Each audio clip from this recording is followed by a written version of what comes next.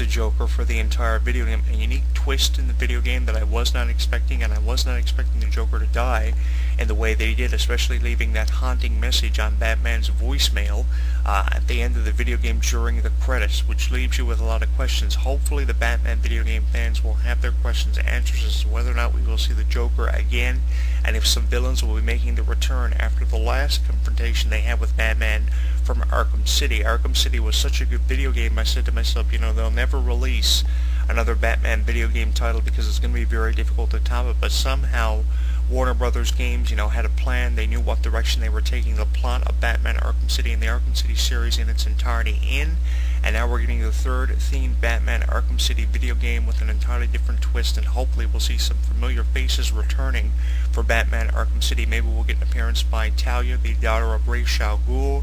Maybe Ra's al Ghul himself will stop by. The Penguin maybe will come back. I know he was one person that you did not kill in that video game, or did not have death come face to face with him in some circumstance. There were a number of villains who you didn't necessarily kill. I know Two-Face was not killed. He was the first villain that you faced in Arkham City, but the Joker's death, left me with a lot of questions, as I'm sure his death left questions in the minds of a lot of Batman fans. Hopefully with the answers to some of these questions we are searching for. I love how this video game has an extensive backdrop. There isn't much detail for the video game case on the PS3 and the Xbox 360, as you see it there on the YouTube edition of the show. If you're watching us on youtube.com/JonathanClarke22, there you see all the graphic designs for the Batman video game titles for different consoles. They're all the same, not that much detail, but it really heightens the anticipation of the video game's release, because usually a video game case will give away a little bit of detail and sometimes too much detail. So the Warner Brothers Corporation are kind of doing it smart, as they're kind of kayfabing what to expect for the release of Batman Arkham City Origins. I didn't think they would release a follow-up to it, but I guess some of my questions on the legacy of Batman have been answered, and even more so since the release of the 2012 movie, which was very successful, The Dark Knight Rises, and its confrontation with Bane, where Batman comes face to face with death. And now our questions will be answered in 2014 with the release of Batman Beyond, which is the follow-up to Batman The Dark Knight Rises, as Batman has a son who takes over the legacy of Batman following the death of his father. Hopefully Batman will return and come face to face with his son after some confliction befalls his son through his career as Batman. But Batman Beyond, scheduled for release in 2014, very appropriately being released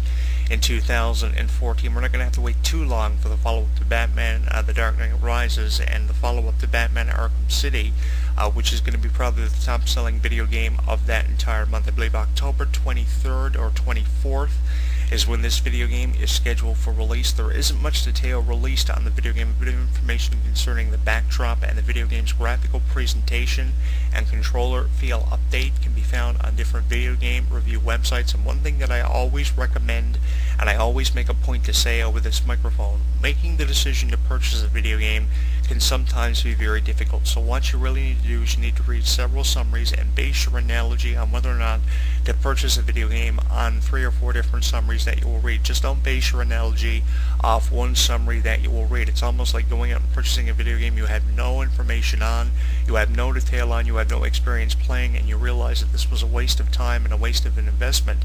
It's almost like going out and purchasing a video game title like Resident Evil, and how many video games have been released from that series, and never playing a Resident Evil video game in your life and having no understanding of what you're getting yourself into. The same thing can be said about the Batman video game titles that have been released over the years, and apply that same kind of logic. What you really have to do is read several summaries, play previous Batman video game titles, decipher whether or not if you like the video game, and then base your final analogy on whether or not to purchase the video game on the experience you had, either playing a previous Batman video game title or from reading different summaries that you will find on websites like IGN.com. Google is also a tremendous source for graphics of the video game and actual walkthroughs that you will find on Google and sites like YouTube. One thing that I also recommend is that you watch several walkthroughs. Don't watch enough of the walkthrough that the video game's plot is spoiled entirely, but watch enough of the walkthrough to kind of get a feel the distribution of the video game, and whether or not if you really want to invest the time and the money in this video game, because video games, as we all know, are extremely expensive this day and age, and really they can sometimes turn out to be a waste of time and a waste of an investment. So do a couple of things: research the video game, look up a couple of trailers, watch a couple of walkthroughs of people who have previously played the video game with no commentary from the player behind the controller. Watch a video game walkthrough with just commentary from the actual video game, get a good audio feed, and watch a video with good quality and a walkthrough that you can base a safe analogy on. Just don't base your analogy of the video game on 1 to 2 different walkthroughs with crappy commentary, crappy visuals.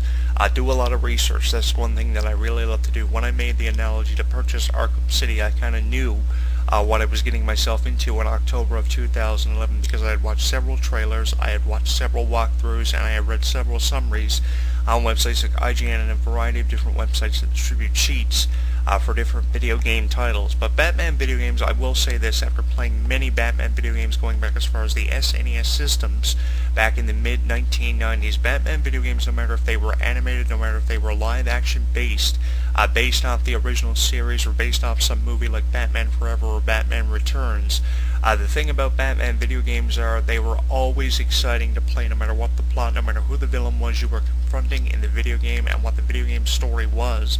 No matter if it was based on a movie, no matter if it was based on an animated series, the Batman video game titles, graphical presentation and controller feel-wise, were always fun to play. And on a 5-star scale perspective, I can honestly rate every video game title going back as far as the SNES system pertaining to Batman at least 3.5 out of 5 stars, taking a couple of stars off for some things that I necessarily didn't agree with.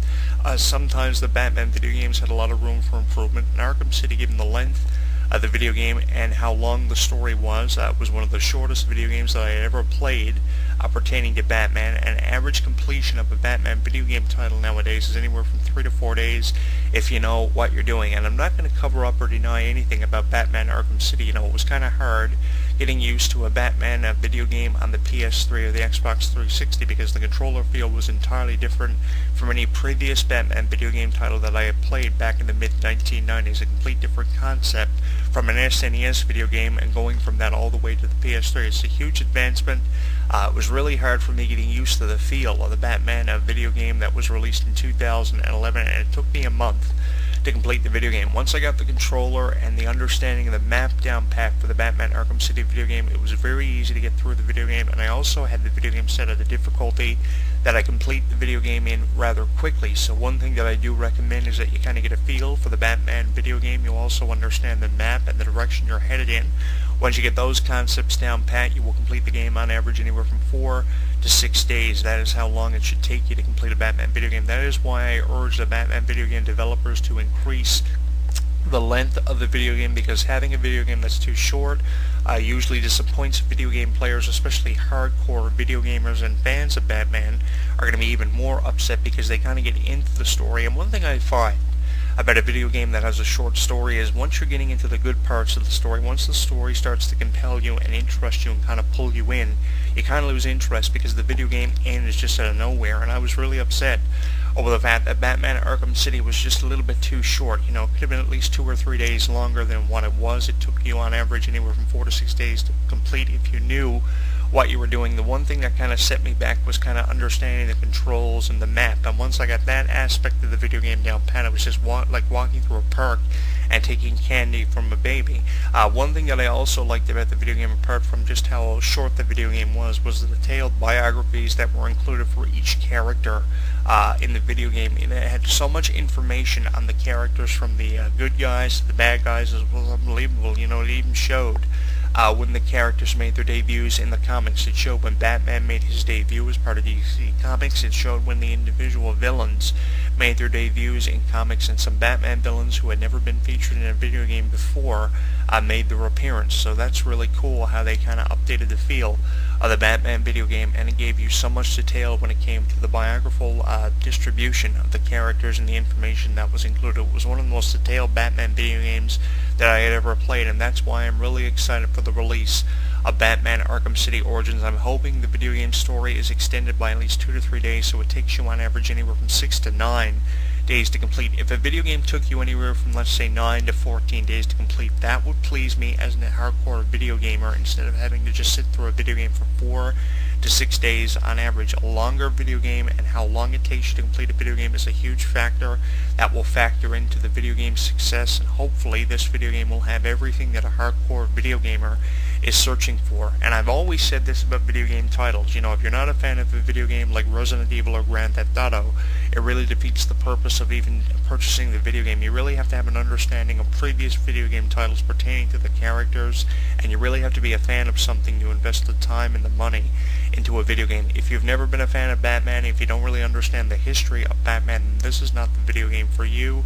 It's almost like going and seeing a Batman movie and never seeing a Batman movie before in your entire life and not understanding the history of Batman. You really have to have an extensive history of Batman and understanding of it before seeing a movie or playing a video game nowadays, because there's a lot of referencing to the comics. So you really have to understand the characters, and you really have to understand the history of something before you invest the time or the money into it. So if you're not a Batman fan, this is not the game for you. But if you've been a Batman fan for, let's say, 25 years, that's a quarter of a century, ever since at least 1953, let's say, when Batman debuted.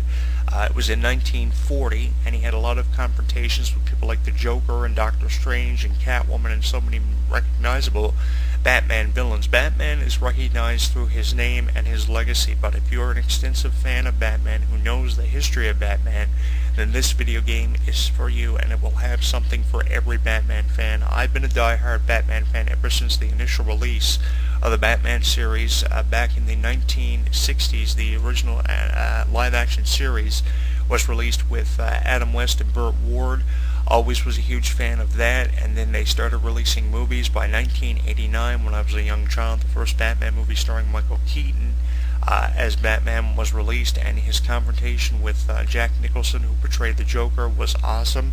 We go from that to Batman Returns by 1992, 1993, and then from there we go from Batman Returns to Batman Forever, Batman and Robin, and then they revamp Batman entirely.